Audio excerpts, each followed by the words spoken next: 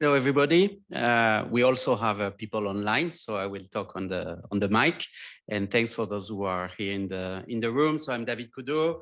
I work for UNDP. My official title is a Global Human Mobility Advisor, meaning that I coordinate the work of UNDP, the United Nations Development Programme, on migration and forced displacement. So I'm very happy to be here today to discuss maybe from a MIT point of view, academic point of view. You have very theoretical discussions about the issues of migration, displacement, and so the idea was to bring a practitioner expertise and what we do in the field when we talk about these issues of human mobility. So that's the idea.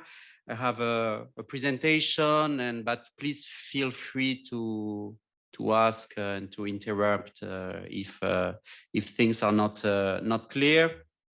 I wanted to, sorry. I wanted to start discussing the concept of human mobility itself, which is a concept that we use a lot at UNDP, but also increasingly across the different UN agencies.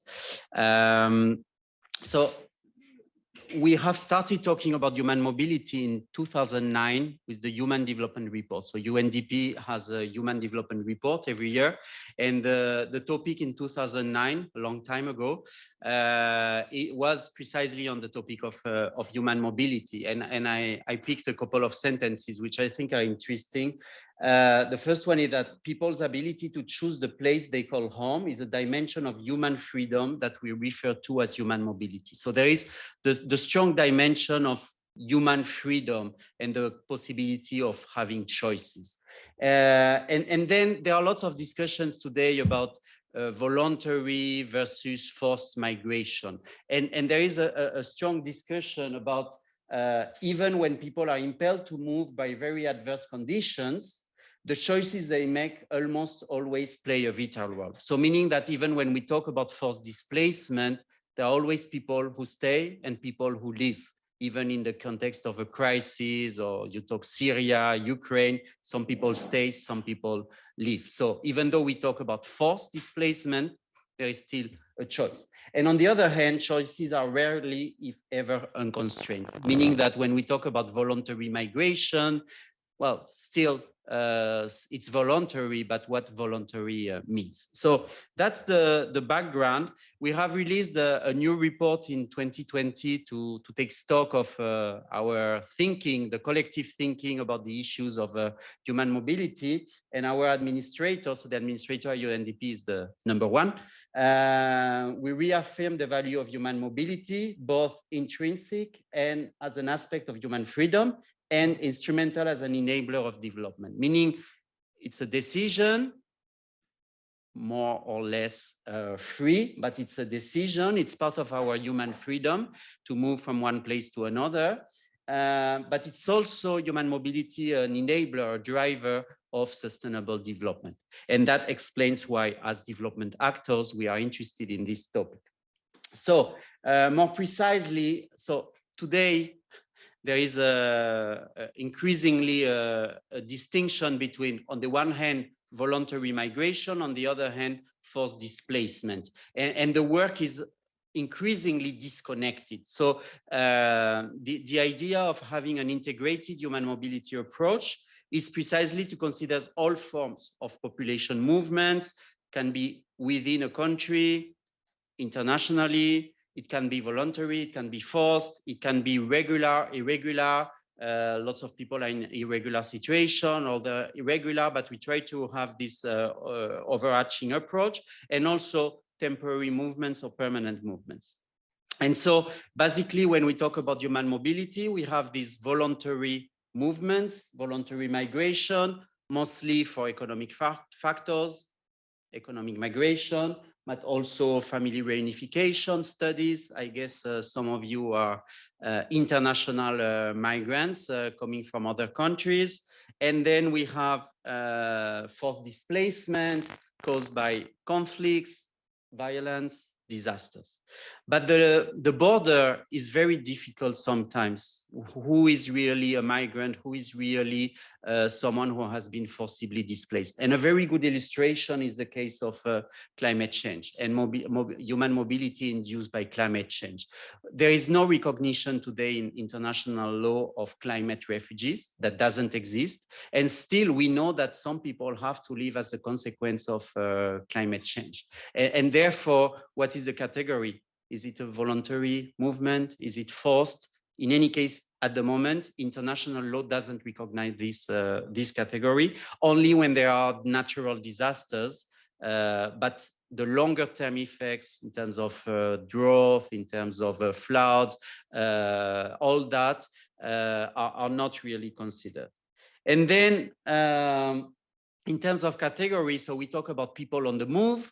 You can have internal movements, you can have international movements, and just wanted to show a few figures, starting with the annoying one, internal migrants, because we don't have data. You can find, or if you go online trying to find estimates, usually the number is 750,000 million internal displaced, internal migrants. I have been hearing this figure for more than 10 years now.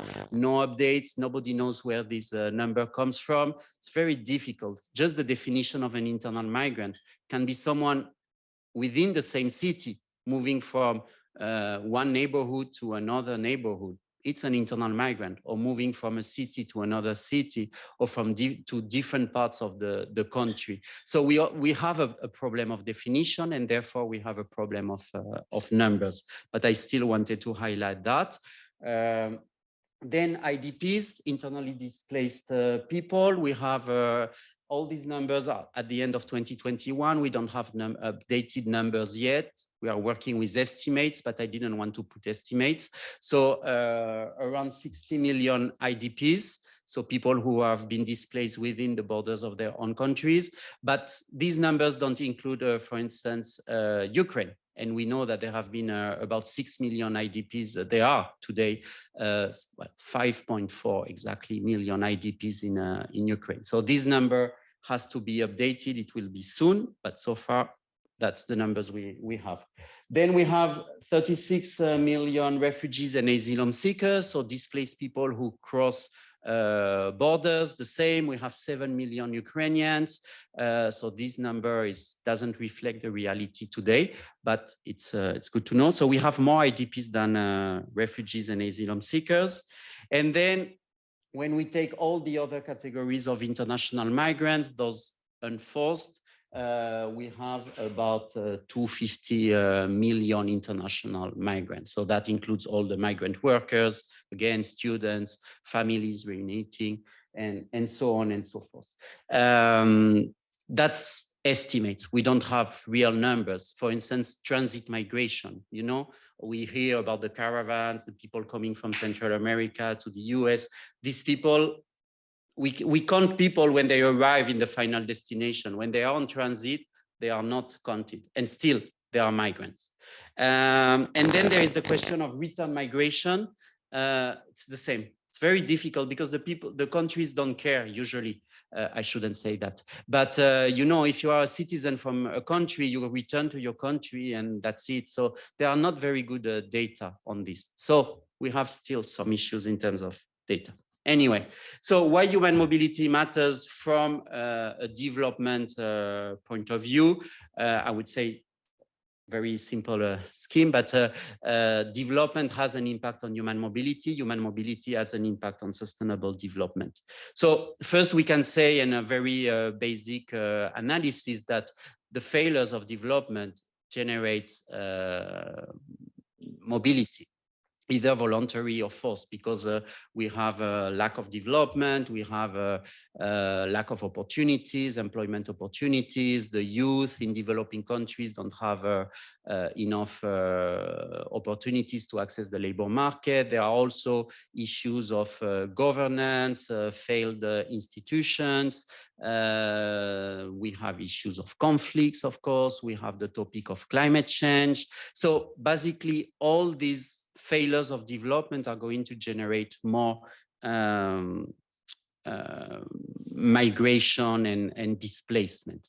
But what is interesting is that actually the development process itself is a driver of migration. I don't know how familiar you are with all the topics of migration, but there is something that is very recognized in the migration literature is the migration hump. What we call the migration hump, it's very counterintuitive. It's the fact that the more a country develops, the more people tend to leave this country. So the immigration rate increases at the same pace than the increase in GDP per capita, at least in the first phase, which is the first part of the curve. And then when we reach a certain level of development, then there will be a decrease in immigration. So you can take a country like South Korea. It's very interesting. In the 50s, 60s, poor country, developing, GDP per capita growing very fast, and a very high immigration rate in South Korea.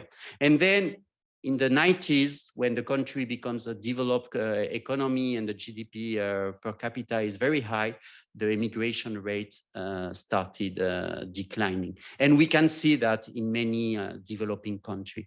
But what does it mean? It means that when you are in the first phase, the more the countries are growing and the more immigration we will have, because people now have more money to go abroad, because they are more skilled, there are more investment in education, they can go for abroad because of that. So there are many reasons, but in terms of addressing the challenges of why people leave, it's sometimes disturbing.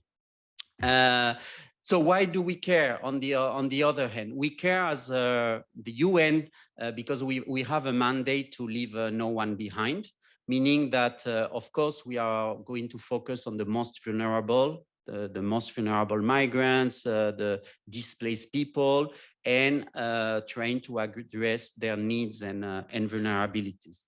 But we also care because of what we call the triple win, which is the fact that we assume, based on evidence, that most, when we have mobility, we have the people on the move. So migrants, displaced people will benefit from this process. They will have access to better opportunities. They will be in safe places. They will have economic opportunities. They can invest and so on and so forth. But the country of destination will also benefit from them arriving, bringing their skills, their expertise, their arms, their brains, whatever part of them.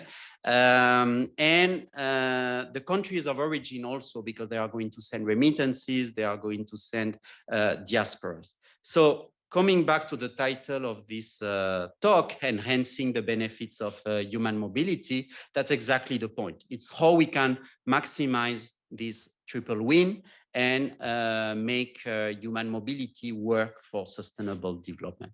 So after this introduction, long introduction, but to have all the concepts clear, I can move to what I really want to share with you, which is how the development actors, and in particular, an agency like UNDP, can really work in the field and try to make the most of migration.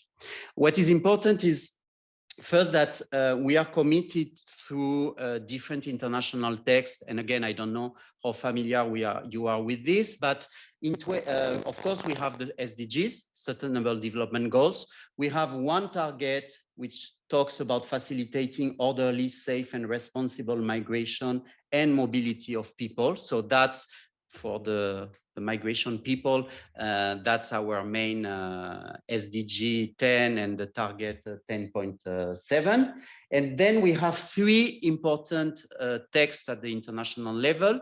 We have the Global Compact for Migration. So in 2018 in Marrakesh, the member states adopted the Global Compact for Migration. Most countries, not all of them, there is one you might be familiar with called the US. They didn't ratify the Global Compact for Migration, just reminding you who was the president at the time. And so the US is not part of the Global Compact for Migration. There are a couple of other countries. But basically, this is an important text because it recognizes the need for safe, orderly, and regular migration. Then there is the Global Compact on Refugees, which was adopted the same year in 2018. This one was ratified by the US, considering probably that refugees are very, I mean, it's very difficult not to be part of a compact on refugees. And then there is on internal displacement a new Secretary General's action agenda on internal displacement, which was adopted last year, but that's only for the UN. The member state, there is no commitment at the international level on internal displacement. So these are a little bit our compass, even though there are 3 directions, so it can be difficult, but anyway, these are the 3 main principles that we follow in our work. So then, what do we do? Again, strong focus on UNDP, but that applies to many UN agencies, but also international or national NGOs and all the other development actors, including development agencies too, like USAID. I also working around these principles. But so what we try to do is first, when we address the questions of human mobility in the field, we try to take into account the people on the move, but also the communities, the community of origin, of transit, when we talk about transit migration, and of destination. We don't just work with the migrants, the refugees, the IDPs. We try to work with all the communities. And we take into account questions of age, of gender, and other forms of diversity, ethnic minorities, sexual preferences, disabilities, so all the forms of diversity. So we try to address this in the best way. Yes. More, is that the 4 steps in hierarchy, or is that priorities, or just, no, yeah. You have like horizontal arrows. Yeah, so trying to say this, the population includes people on the move and communities, and we try to have this approach where we disaggregate or we target the different populations in our work. Don't try to overthink it.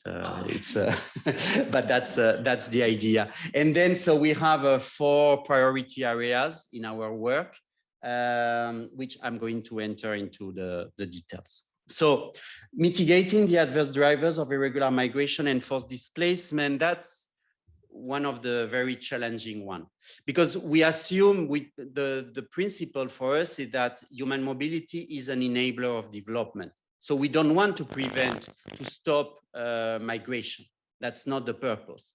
But we also know that first, some people are forced to move because of conflicts, because of natural disasters. And also, even the people who migrate voluntarily, not all of them can do it and just go on a plane and travel wherever they want. So we have an issue that there is an increasing number of irregular migrants around the world. And so based on that, what we try to limit, it's not migration around the world, it's really the worst form of migration, meaning again, irregular migration and forced displacement. So that's the challenge. And then the question is, how do we do it? So we try to create a favorable environment for people to stay. So improving the conditions at home, but with the limit of the migration hump. So for instance, fighting against poverty sounds intuitive that it's a way to keep people at home, but in practice, it could translate into more immigration. So that's a little bit the challenge, but still we know that, for instance, when you invest in social protection, not just in economic growth, but when you have social protection, good access to education, these things help people stay. So better governance, better institutions, conflict prevention, climate change mitigation, adaptation, all this contributes to reducing migration. We have some examples. So for instance, in the Lake Chad, around Niger, Nigeria, Chad itself, we have been working, UNDP, but other agencies, together on this regional stabilization facility to help have more security. It's a region where there is Boko Haram, meaning violent extremism that well, kill many people, generates lots of displacement. So trying to stabilize these parts of the world, create livelihoods, people having income generation activities, and try to limit the reasons for people to leave. So that's an example. We also have, for instance, an Africa climate mobility initiatives with different organizations, and as UNDP, for instance, in Sudan and South Sudan, we have a strong focus on climate change mitigation, adaptation, and that's very important to help people stay. So this is the kind of thing that we try to do. It's not easy. The question is, and where probably also some interest for researchers, it's what we can do to first better understand how we can really have an impact. So we are trying to develop new data analysis. We are developing a dashboard of indicators to try to monitor and forecast, it's a big word, the future, because we try kind of understand the past and why people have moved, but try to understand the future. It's not because there is lots of migration today in one country that there will be a lot in the future, or vice versa. Who would have foreseen there will be 12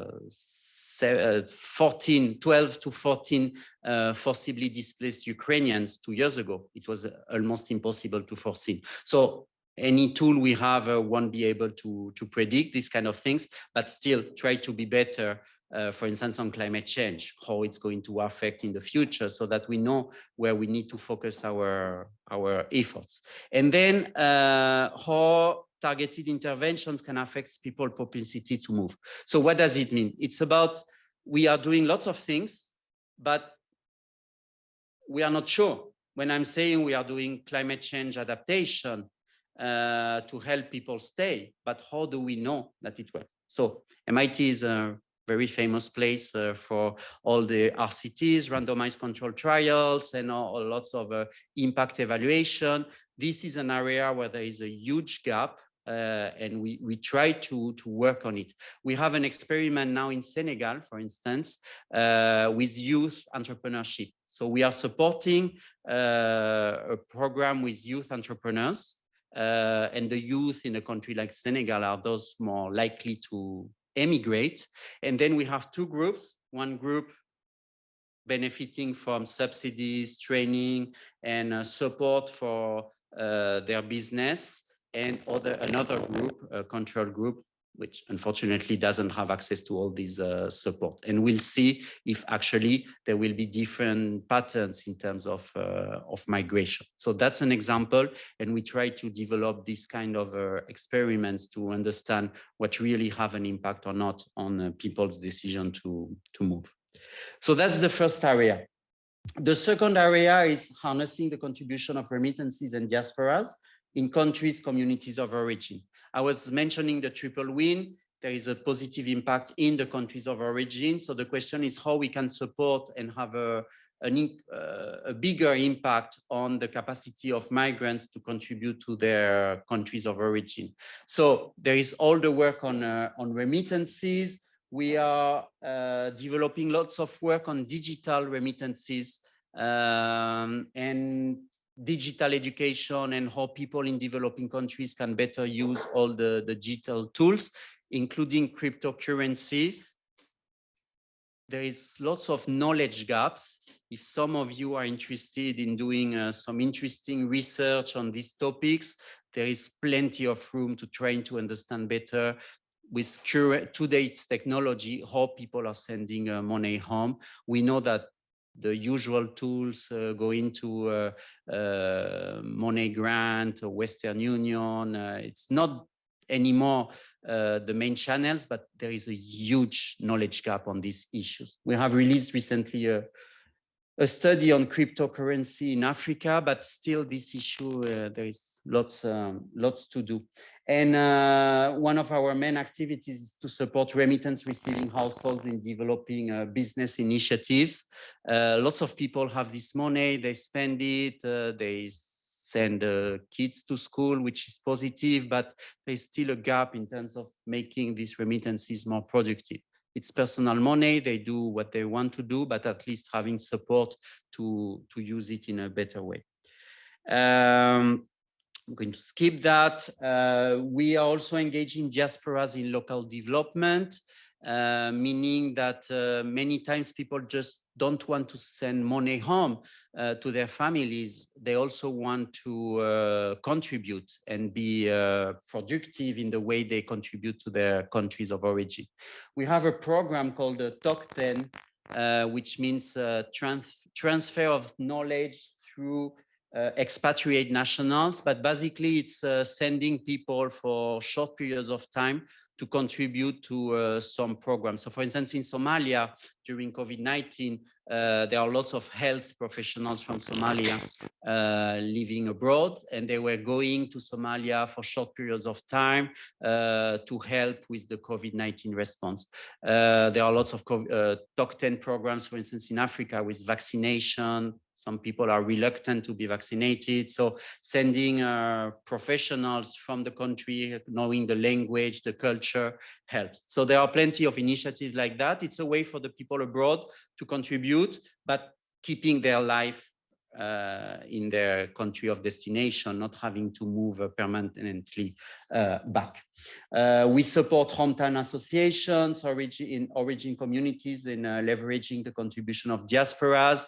So for instance, here we have the case of Moldova, one of the countries with the highest share of immigrants abroad. It's, I think, 1/3 of the Moldovan population doesn't live in Moldova, which is huge. So we have been contributing to creating hometown associations, to have projects at the community level, and the diasporas bring resources, and then they decide which project they want to fund. It can be the buying computers for schools, building a library, having community centers, some infrastructure work, so lots of initiatives.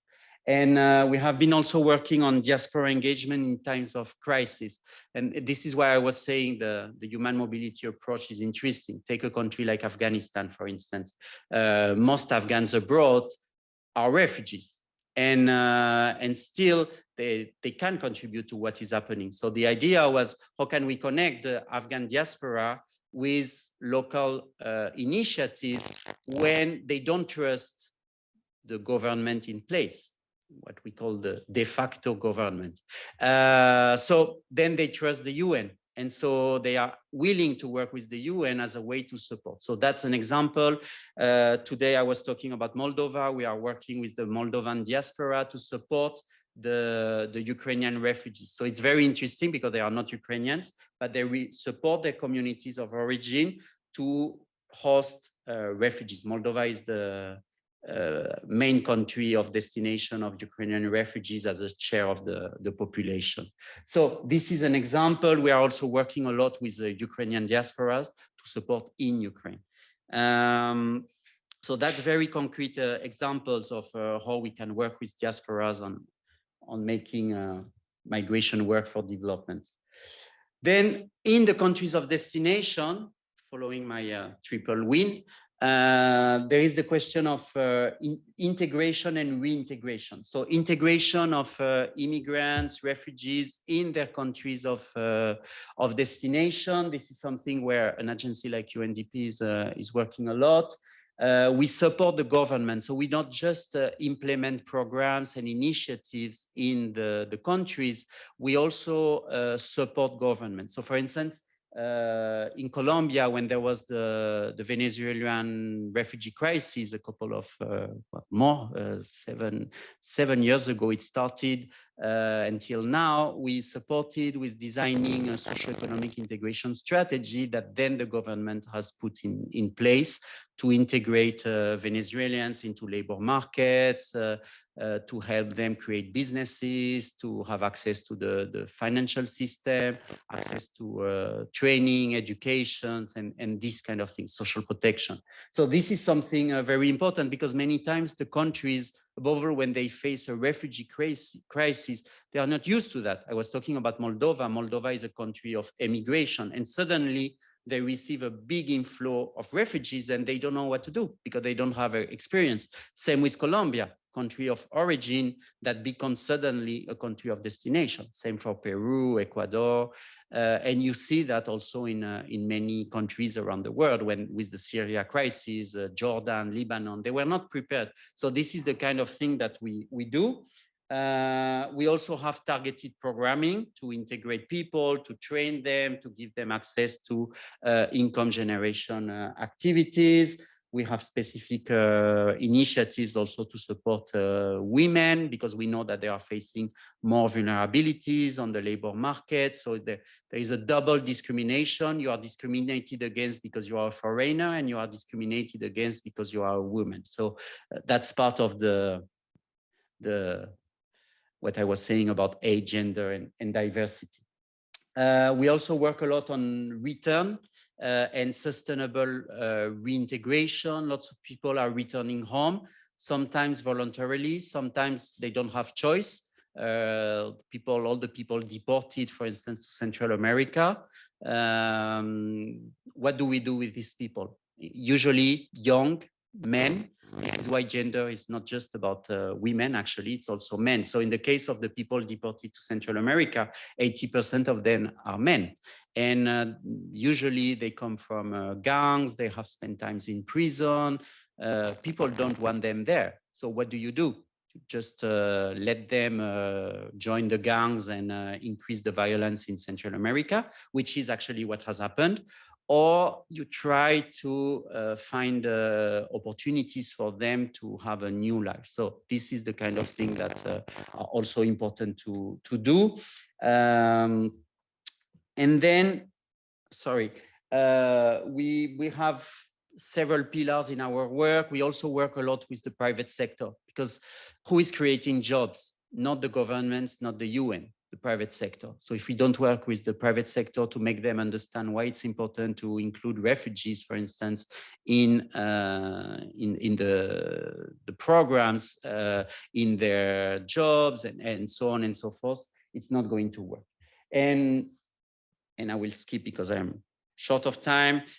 We have different activities. I particularly like this one in Jordan. It's called the Heart of Amman. It's a project to attract tourists, to develop the center of the city, to make it a more attractive city. And it's based on precisely integrating the youth, the vulnerable youth, women, and refugees, and give jobs to refugees. So it's a very good example of how we can work in integrating, in that case, refugees. And then it's the last pillar. I mean, it's not the last. We are doing many things, but I wanted to focus on the most important, the question of social cohesion. We know that we live in a context where people are not very happy to receive migrants, to receive refugees, and therefore the question of social cohesion is increasingly important. We try to involve all the affected communities in the decision and implementation processes. You cannot just go to a place and say, oh, we are going to support the IDPs. I was in Chad last week. I just came back from Chad, where I spent 10 days. And there was talking with the IDPs, but talking with the communities say, we don't understand. We are poor. We have as many problems as the displaced people, but the international community, they only support the IDPs. So that's bad. We try not to do that. But some agencies, they only focus on displaced people or refugees. And then the community, they are jealous, and they are right. why they are not supported. And so it's very important to have a comprehensive approach and to help everybody, and also to make them part of the decisions. We need to change the narrative and combat discrimination through information and awareness raising campaigns, but that's not enough. And I just have concluding points on that. And address segregation, strengthen community ties. We have a very good program. I am very fond of it, and not just because I was part of it when I was working in Colombia. It's called the Banco Amable, the Kind Bank. And the Kind Bank is an initiative where basically you bring your time and you contribute to, this is why it's a bank, but actually it's not a bank. You contribute your time. You see, you have a nice picture of people with jackets, and they go, they paint school, they plant trees, they contribute to embellishing the community where they are. These are people are Venezuelans, Colombian returnees from Venezuela, but also Colombian people from the host community, and all working together to improve the community where they all live. And this has changed a lot the perception that people had about the Venezuelans. So that's kind of a good practice on social cohesion. The issue we have, and again, it's evaluate what works, what works and what doesn't. Because many times, and not just UNDP, many agencies, we talk about the good things that we are doing, in particular in social cohesion, we do campaigns, but how does it work? How does it really change the perceptions of people? Does it have a long-term impact? So we are working now on this issue to try again to have some experiences running and trying to understand better, but it's an incipient phase. So I'm sorry, I took probably longer than expected. So this is a map of where UNDP is working. We only work in developing countries, of course, but you can see that we are present in many countries. And this is only on projects including IDPs, refugees, and other migrants, and mostly international migrants. So it's quite impressive, as you can see. Some challenges and lessons learned, just to finalize, and before we open the discussion. From a development point of view, so we live in a world of what we call a colliding crisis, lots of crises happening at the same time. And so there is a tendency to focus on what is in the news. So of course, COVID-19, which was in the news for everybody. Last year, it was the war in Ukraine, and still. Now we have the earthquake in Turkey and Syria. So all the energy is turning towards these big crises, but there are many other things happening in the rest of the world. But the money goes in what is in the news. So that's an issue to keep the priorities straight, in the sense that we shouldn't forget the other problems in the world. When the Ukraine crisis started, everybody forgot about the Venezuelan crisis. So basically the donors and all the international work is moving towards the most recent crisis, and they forget a little bit about the rest. So that's an issue. And this is why we need to move also, not just having a humanitarian approach. There is a crisis. Of course, we need to have a humanitarian approach. We need to go to Turkey and Syria to help recovering from the earthquake. But we also need to have a development approach, thinking longer term, and try to go beyond all the news and all the media. Then a second challenge is a strong anti-immigrant environment. You know that stronger anti-immigrant feelings in public opinions. You see the surveys, people, they don't want to live close to immigrants. They don't want to have people from different religions. So there is a climate which is not very positive in this sense.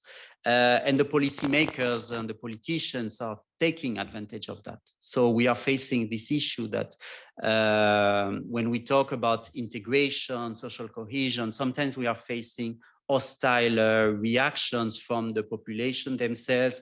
What I was saying, why should we care about refugees when we have our own problems? Now, I am from France, in case you didn't notice my accent, but in any case, and in France, there is a strong debate about why should we take care of the refugees when we have our own homeless? It was like, you didn't care about the homeless before, but now it's like, oh, we care about the homeless people, and it's just nonsense. But unfortunately, the politicians are building on that, and it's always easier to scapegoat the foreigners than taking responsibility for the problems within a country. So we need to change the narrative. I already mentioned that, but of course it's not easy because people don't care about facts. You know that, right? So in practice, we are facing this issue that we have to change the narrative, but we cannot use facts because people don't care. If I tell to people that there is no example of a crisis and massive inflows of migrants, of refugees that has had on the long term negative economic consequences, people will say, yeah, but in the short term, there is a cost, or some people are affected, or there is not just the economic consequences. So there is always a but that makes that the facts don't matter. We also need to change the approach on the ground and taking into account, we cannot just neglect or say, that's BS, what you are saying, because I have the facts, I know the truth. We also need to hear people. And sometimes there is a tendency from people like me to say, please, I know what I do, but it doesn't work. So we need to take into account the concerns of people, and that explains why some presidents some people manage to become presidents, because they hear what people are saying, even though it's not based on facts. Anyway, and then we have an issue, and I already explained that there is a lack of monitoring and evaluation tools. We are doing many things. I showed a map, very impressive. It's just one agency. You can imagine if you had a map of all the UN and all the NGOs working on these issues, it will be overwhelming, but there is not much impact, assessment of the impact. We spend money. I shouldn't be saying that, but it's the reality. So we know how many beneficiaries, but what is the real impact? How does it change the life of the people who benefited around the long term? Sometimes we know 3 months, 6 months, but 3 years, 5 years after, we lack this information. And so we need better tools to evaluate the impact of development interventions and monitor progress over time. And finally, my takeaway of many years working in this field for different organizations, but mostly now UNDP, we tend to think that we can do better than the governments, and we shouldn't, because it's what I was saying, we don't create jobs. Who creates jobs? Private sector, but also who gives access to the labor market? The governments. That's just an example. So many times we have to work with the government, and it's all a question of public policies. And I really believe, the more I work in this field, the more I believe that public policies have a key role to play. Unfortunately, there are issues of corruption, failed institutions. So we need to strengthen that. We need to strengthen the capacities. We need to support better the governments. But at the end, my main lesson as a development practitioner is that we cannot replace these authorities, and we need to work better with them and to support them better. So that's it. Thank you.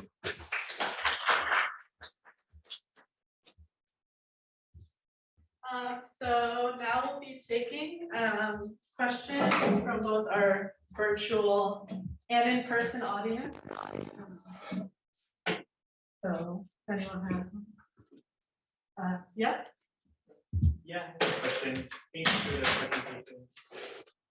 I had a question regarding your work in like destination countries. I know that you said that you don't have a presence, like a fixed office of the UNDP in like the US, France, UK.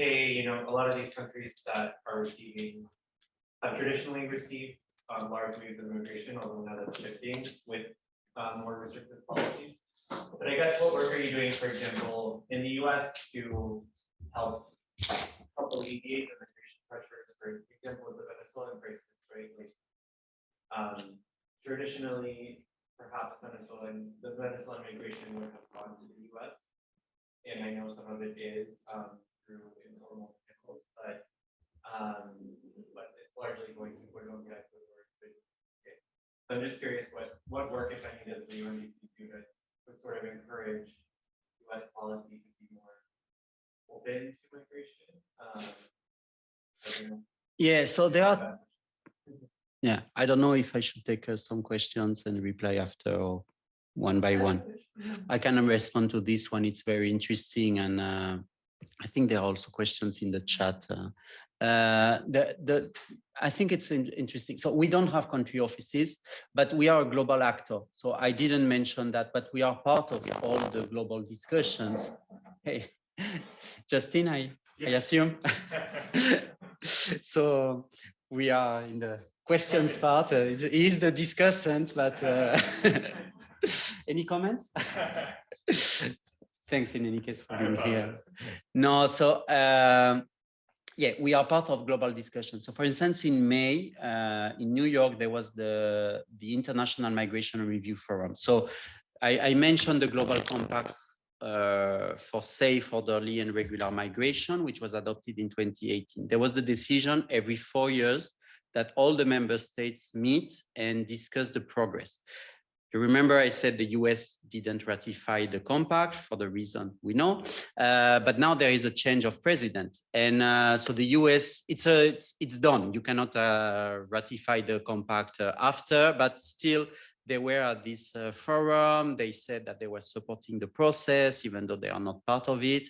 And so this is one way where we can have interaction in the global processes to encourage the countries to keep their international commitments. But again, it's difficult because the US, they are shadowing the compact. It's not official, but they are trying in any case to respect this. So that's part of the discussion. But again, we are not operating here. Then the second one, we work a lot with USAID, for instance, in the different countries. So the reality that 85% of the Venezuelans went to other countries in Latin America. We also know that over the last 2 years, they start coming through Panama, the Darien Gap, Central America, Mexico, and the US, and that's the reality. I think that the Venezuelans are the 4th or 5th nationality that arrived through irregular channels through the Rio Grande. But what we can try is working in these countries, the first countries, to integrate people and try to have opportunities for them in Colombia, in Ecuador, access to jobs.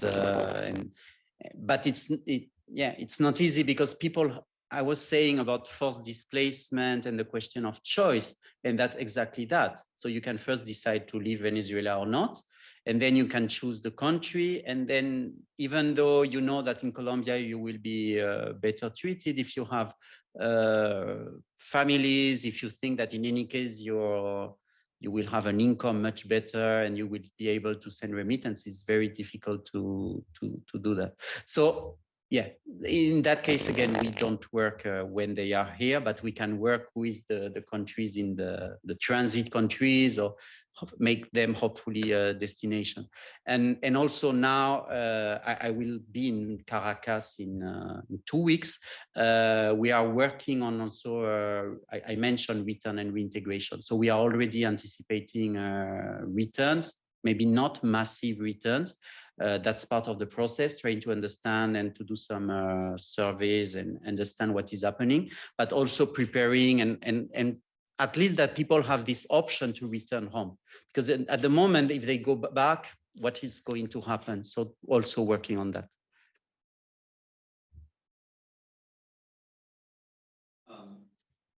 You mentioned at the end the importance of public policy.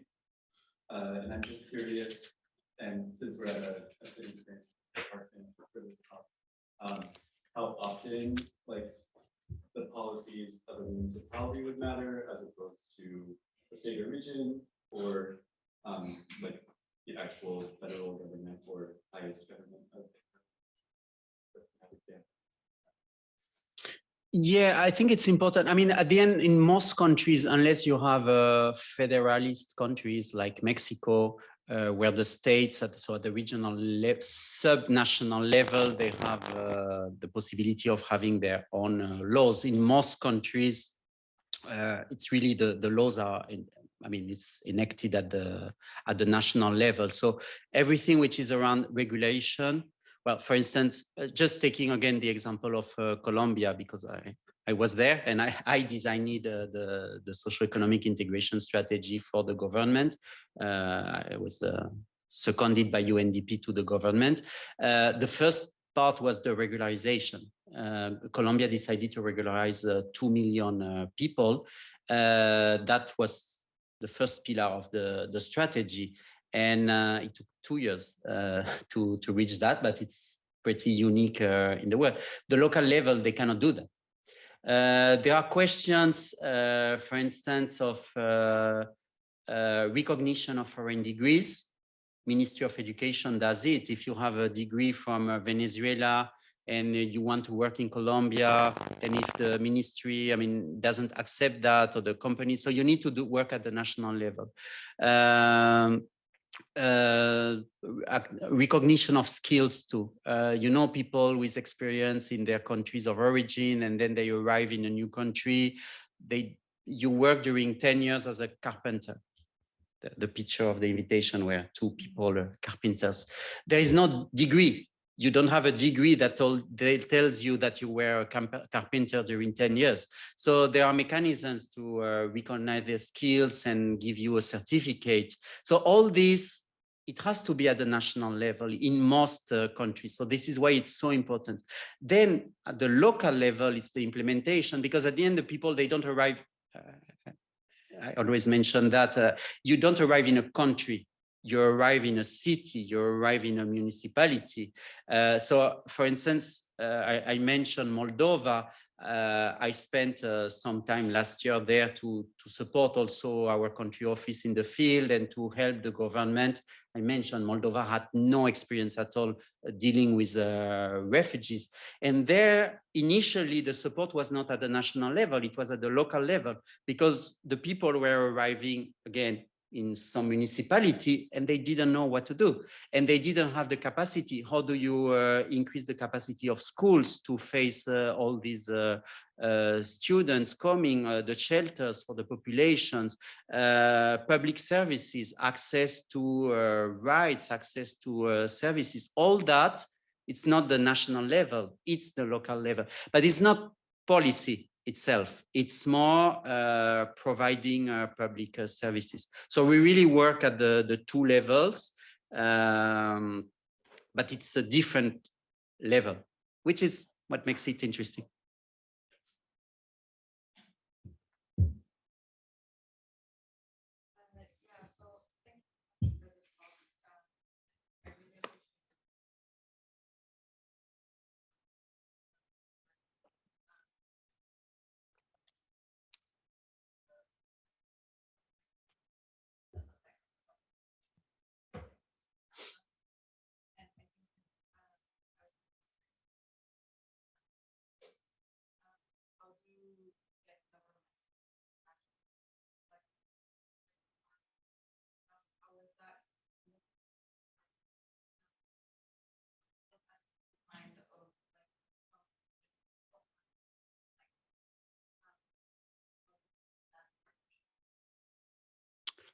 It's a very good question.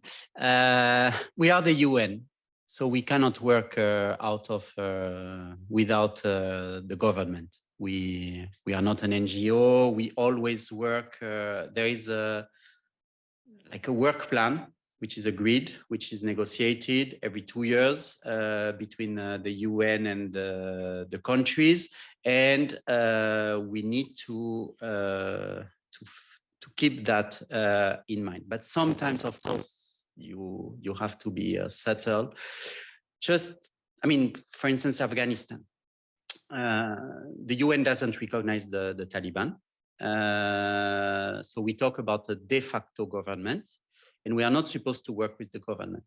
So there are two options. The first one is you say, well, we leave because we are not working with the government. The second one is to say, well, we are going to stay because the people need us.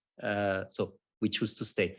And then you have to find a consensus. So in that case, in the case of Afghanistan, we don't work with the government, the national government, but we work with local actors, which you can say it's at the end it's the same, no? It's still a Taliban, but at the local level, it's easier to discuss. You don't have to make big negotiations, so we can work and we can support at the local level, and we have lots of initiatives to support populations, including IDPs, but much more. Of course, UNDP is doing much more. I just focused on this area of work. And then a second example, which I think it's interesting, is the case of Lebanon.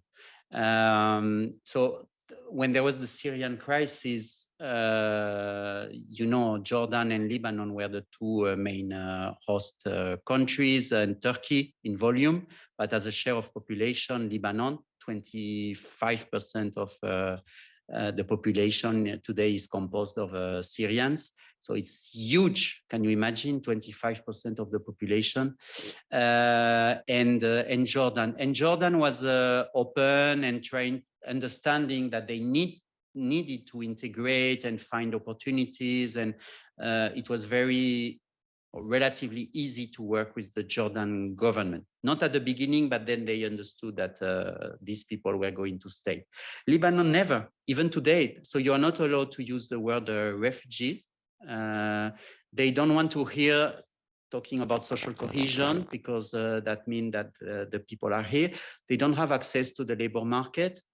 So it's very difficult. So we need to, so we talk about working with vulnerable populations. It's always including host communities. So you do a program, not for refugees, you do a program to address the problem of population, and you include Syrians into the program. So sometimes you need to play with the reality and still trying to understand. So we don't talk about social cohesion, but we do work around the tensions, and so you know, you try still to play, but most of the time you need, again, we work with the governments. We are here to support the governments. It's our role, and we cannot divert too much. But you know, sometimes there is also a discrepancy between the public discourse and you need to please your public opinion and your reality. And many times, even though you don't like it, you have refugees, you have to help them find solutions. So you will have a strong discourse to say, we don't want refugees, but in practice, you have to do something. And same with migrant workers. You might say, we don't want them, and still the country needs them, or they are here and they are contributing. So, you know, many times there is the public discourse, and then there is the reality, and the reality, they like to work with the UN or with different agencies, and to see that we are providing concrete support, and that's usually appreciated. Okay, I have a question from Anna Hartman over at Tufts. She says the UN produces many declarations, compacts, agreements, and also new institutions. Is it fair to say that they proliferate in part to show activity when money/funds are not available to provide services, and when governments are reluctant to use resources for local populations? You spoke of the conflict between providing resources for short-term emergencies and the longer-term needs of refugees or IDPs who are longer-term in a country or region. I guess the question is it fair to say that they proliferate in part to show activity when money/funds are not available to provide services, and when governments are reluctant to use resources for local population?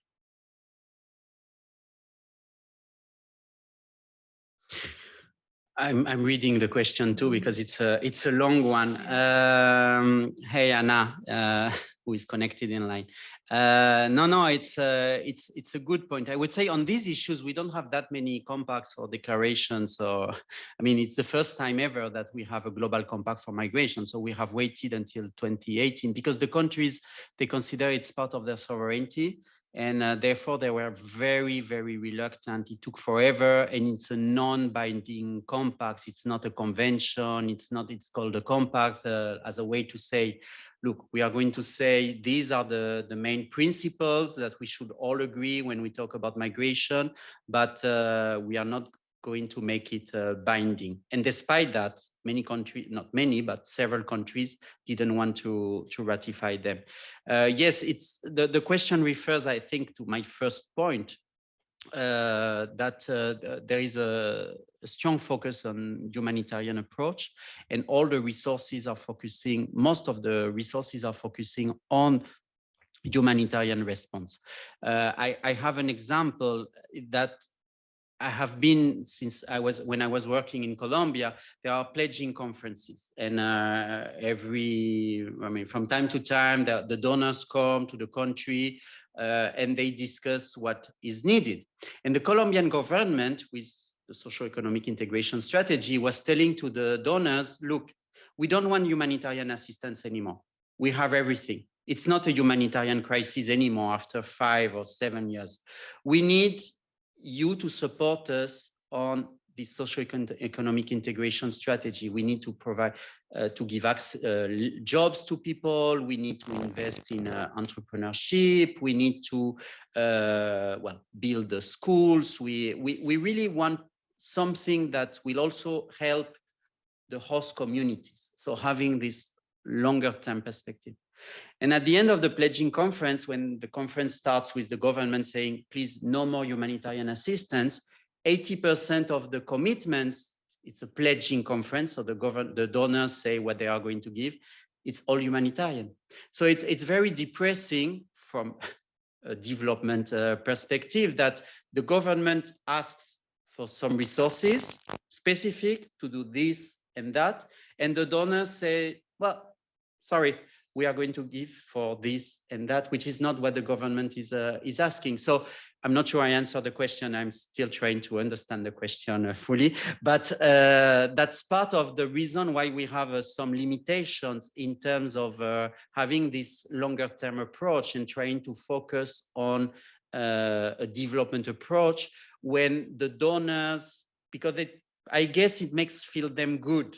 When you spend money on humanitarian, you can see immediately the effects. When you invest on development, it takes longer. So there is this issue. But I wouldn't say again that we are having too many agreements or too many compacts or too many international texts on these issues. I mentioned 3. And that's it. I mean, and even one is only UN, it's for our work.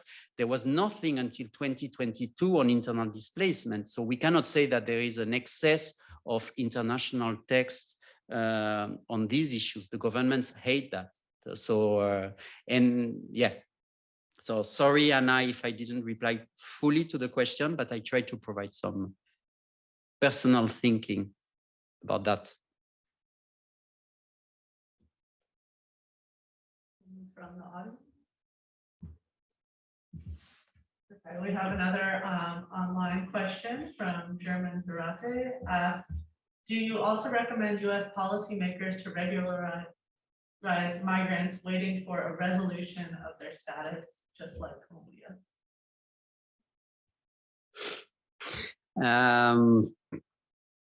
Yeah, no, that's interesting. I have been doing lots of work in a previous life when I was at the OECD on these issues of restrictive migration policies and how inefficient it is.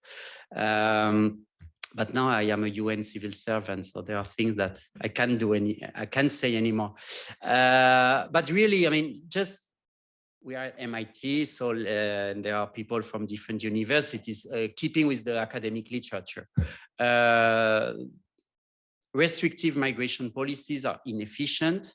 They don't keep people, they don't prevent people from coming, building walls. People always find ways to come in any case. What they are very efficient is in keeping people inside the countries. So for instance, there is always the example of Europe in the 70s before the oil shock.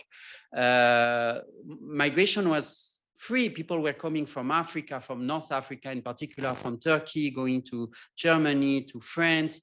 And then after a few years, they were returning home. When these countries decided to close the borders and have more tougher policies, the people stayed. And so we didn't stop migration, we stopped return. And that was not the purpose. And we encourage family reunification. So what happened? The people who were migrating, the migrant workers, were coming to work. They were sending money home and they were returning during the holidays. And then after a few years, they were returning home. The moment where we decided to have tougher policies, people stayed. And then the families came. So we had the opposite effect, and we are still paying somehow the cost of that. The US, you can see there are still need. The market, there is a demand for labor in some sectors, tourism, agriculture. We need labor. So people are coming because they know they will find jobs. But they are staying because it has been so difficult to come that you are not going to leave. And there are plenty of examples. So it's inefficient, it's costly. How much does it cost? Can you imagine? At some point, I estimated this, but a long time ago. But a country like the US, how much the country spends in border management, in enforcement, this is crazy. So I think that these policies most of the time are inefficient, they are costly, not even talking about the cost in terms of human lives, how many people die every day crossing the desert, crossing the Mediterranean, in the case of Africa to Europe. So basically, it's not the best way. That's an understatement. So yes, I think that as much as we can, we should try to regularize people, but it's more than that, because this is just acknowledging the fact that our policies are inefficient. We need to work, and that was the purpose of the Global Compact, on having more regular pathways. Well, somehow it's what Biden is saying now. We are going to be more restrictive for the people trying to cross, and we are not going to give them asylum, but we are going to have more mechanisms from the start so that they can try to come and being regular from the start. Let's see how it works in practice, but that's a little bit the idea. Let's not regularize people. I mean, yes, we should regularize as much as we can, but let's try to work from the start. Before they come to the US, so that they have more possibilities to come and being regular from the start. That will be a little bit the message. So you spoke, like the last point was the underlying role of public policies, and just now you're speaking of some public policies and effects. And I was curious about how much the UN like influences local policy, local nations. Not as much as we wish, that's for sure. Look, I cannot talk on behalf of all the UN. I'm not sure I can even talk on behalf of UNDP, but in the case of UNDP, as I mentioned, first, we only work with the developing countries. We don't have offices in high-income OECD countries.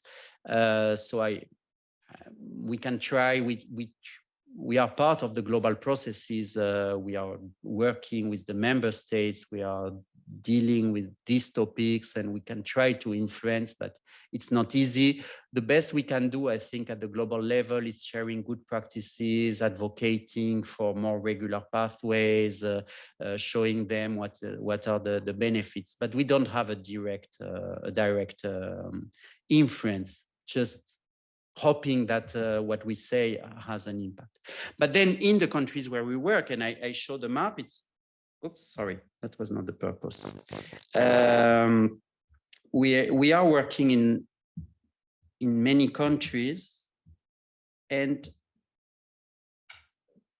yeah, sorry. This, again, it depends on the relationship we have. But in some countries, as I mentioned, we have requests from the government to support. I mentioned I was in Chad last week, or the last 2 weeks. I came back last week. So here in the middle of Africa, I went there because there was a request from the government for the UN and for UNDP in particular to help them with the national strategy for IDPs. So they are aware that it's very difficult for them to do it by themselves, and there is the willingness to benefit from the support and to have a development approach, which was nice. And this is why they requested the support from UNDP.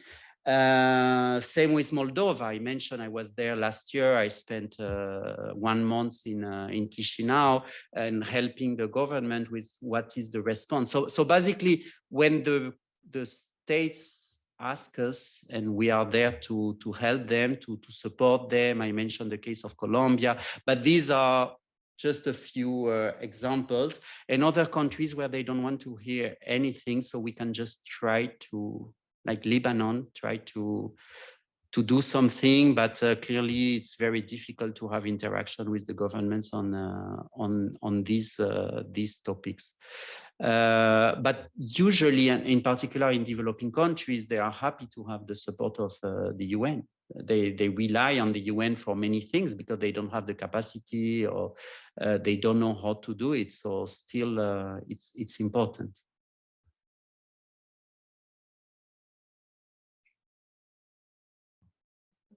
You may have answered this already, but how do you try to create a sense in host cities or host nations that migrants belong? Yeah, I talked briefly about it, but I think it's a good point. I was mentioning the question of the narrative. There is always the reaction, like for instance, when we talk about crisis, Syria, Ukraine, Venezuela, Rohingya from Myanmar going to Bangladesh, every time the reaction is, this is not going to last. So we shouldn't care too much because they are here for a few months and then they are going to leave. I went to Chisinau, I was in Moldova in March last year. So the war in Ukraine started on the 24th of February. And I was there 1 month after, and I stayed 1 month the first time. And the government was help us with local level. So replying to a previous question, help us at the local level, how we are going to face this massive inflow of people. But we don't care about socioeconomic integration. People are not going to stay. In a few months, the war is over and they will all leave. Or they will go to other countries because Moldova is the poorest country in Europe, so people are not going to stay. Then I came back in October for the second time, and then, oh, maybe this is going to last more. And now we are having discussions, and clearly the war is not over. People are staying because they want to be close to their country. So yes, maybe there are more opportunities in Germany or in Romania, but still Moldova is just, it's 40 kilometers from Ukraine. So it's very convenient for the families to stay there, above all for women with children, because the men are not allowed to leave the country. So, so what do we do? And this is what is usually happening. So you need to convince the government, so you need to work with them, immediate response, but also starting planning. Colombia, the first time they were, we are not going to do anything. People are not going to stay. And then they are Venezuelan, they speak Spanish, we are all Catholics. There is no problem until they realize you have 2 million people undocumented. They cannot have a formal job. What do you do? So that's relatively easy, but then you have to work with the populations, because the populations start saying, oh, crime is going up, like in Colombia. Oh, because of the Venezuelans, the country is very unsafe.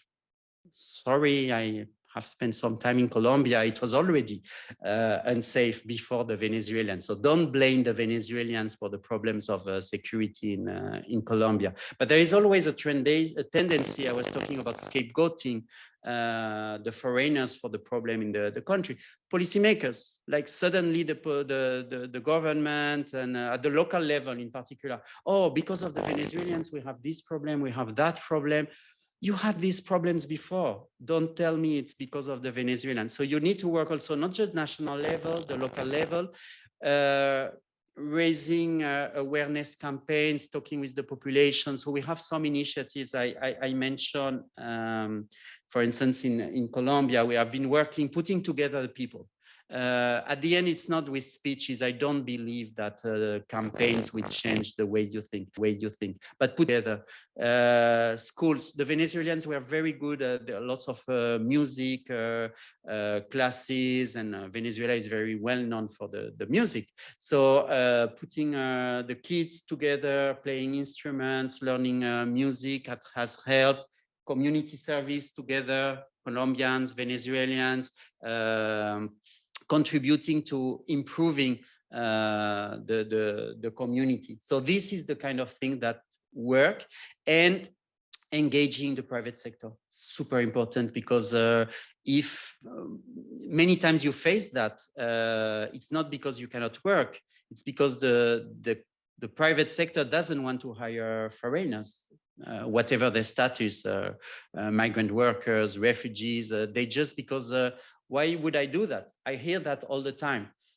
We have unemployment, we have problems here. Why should I hire refugees instead of my own population? So that's always the issue. So for instance, we work with the private sector, we do workshops with them, we explain. Also, it's not too complicated to hire people. You can do it, why it matters. They can have skills that you don't have in-house. So there is all an important aspect of working with the private sector and working with the communities. As I was mentioning, everything you do, if you don't involve the host communities, you waste your time. There was, in Colombia at some point when the Venezuela crisis started, there were some NGOs coming and giving cash to the Venezuelans.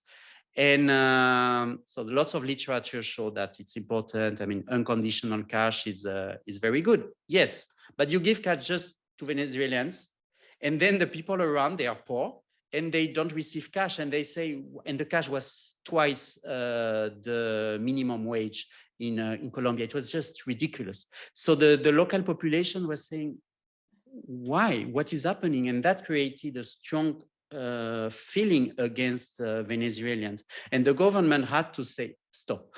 Wait, we have to do things in a better way. First, we have to control and limit the amount of cash you are going to give. And then you need to have a program that incorporate vulnerable populations, because if not, you are creating more problems. And we have the do not harm principle. Sometimes in practice, it's kind of difficult. So yeah, it's not easy, but it's key. It is 1:55. Are there any last questions? Thank you, David, for your just like a couple of questions I want to ask. Like, what do you suggest, like, for the diaspora to transfer the knowledge and the technology to their regional country, and how the top 10 is hard. Top 10, yeah.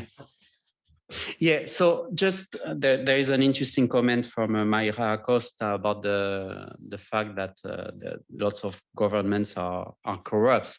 This is precisely why donors prefer to work with the UN than giving directly the money to the governments. And then the UN, we try precisely to reach the populations and without having to deal with corruption. But of course, it's a reality, and we have to deal with that. But on your question on diaspora, so the Talk 10 is it's a program that was created in Turkey in 1976 or 27, doesn't matter. And the idea was exactly that you need some skills from abroad, and the diaspora can contribute. But again, because you are living in the US or you're living in Germany or wherever you live and you have your life there, you don't want to return forever, and still you want to contribute. So these kind of programs, and now it's interesting because it has been transformed into national programs. Lots of countries have this kind of policies for their own diaspora and trying to bring them for short period of time. I mentioned the case of Somalia with COVID-19, bringing all the Somalian doctors. Unfortunately, there are more Somalian doctors abroad than in Somalia, bringing them and contributing. So it depends on the needs. Sometimes you need some expertise for 2 or 3 months. I remember a program in Jordan for water specialists and water management. So instead of bringing international experts, you bring people who know the country, who know the language, know the culture, and then they can contribute directly through that. So that's yeah, that's the idea. Okay, well, if no one else has any questions, I'd like to thank David again.